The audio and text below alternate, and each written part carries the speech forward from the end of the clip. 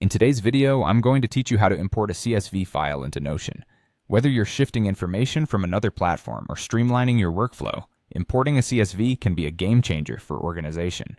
Notion makes it pretty straightforward, and today I'll walk you through the process step by step so that by the end of this video, you'll have everything you need to seamlessly transition your data into Notion.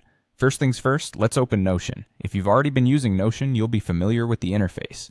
If not, don't worry. As you open the app, you'll notice the left sidebar is your main navigation tool. This is where everything begins. Now direct your attention to the left sidebar. Here you'll see an option labeled Import. Go ahead and click on it. This is your gateway to importing a variety of file types. But today we're focusing on CSV files, which are a common format for spreadsheets and other tables.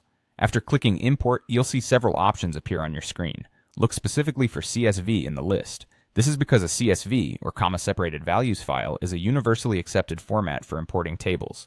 Once you've found CSV, go ahead and select it. Now this step is quite important. You need to choose the right CSV file that you want to import, so make sure it's accessible from where you're working.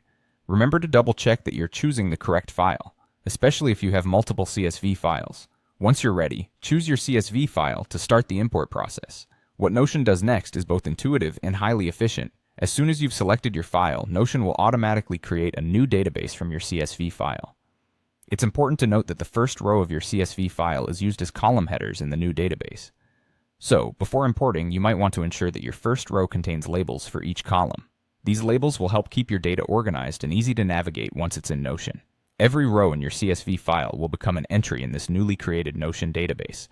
It's fascinating how Notion seamlessly transforms a flat CSV into a dynamic database ready for you to customize and manage.